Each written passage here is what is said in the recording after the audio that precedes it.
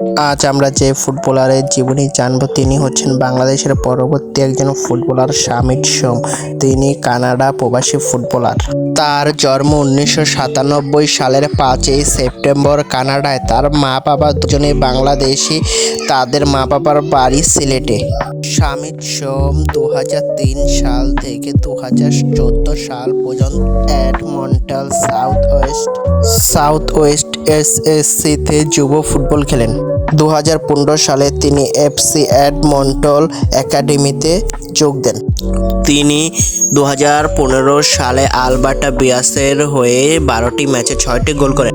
2016 সালে এডমন্টনের হয়ে 26টি ম্যাচে 3টি গোল করেন। 2017 থেকে 2020 সাল পর্যন্ত মন্ট্রিয়াল ইমপ্রেসের হয়ে 45টি ম্যাচে 1টি গোল করেন।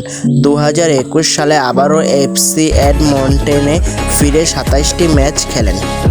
2022 সালে ফোর্স এফসিতে খেলেছেন এবং লোনে এফসি এডমন্টনের 24টি ম্যাচ খেলেন। 2023 সাল থেকে ক্যাভেলরি এফসিতে খেলেছেন এবং এ পর্যন্ত 53টি ম্যাচ খেলেছেন। আন্তর্জাতিক ক্যারিয়ারে 2016 সালে কানাডা অনূর্ধ্ব 20 দলের হয়ে 60টি ম্যাচ খেলেছেন। 2018 সালে কানাডার অনূর্ধ্ব 21 দলের হয়ে 4টি ম্যাচ খেলেছেন।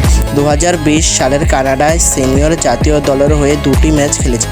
শিক্ষা জীবনে তিনি মন্ট্রিয়াল ইমপ্রেসে খেলার সময় সামেত কনকর্ডিয়া বিশ্ববিদ্যালয়ে ইলেকট্রনিক ইঞ্জিনিয়ারিং নিয়ে পড়াশোনা করেছেন।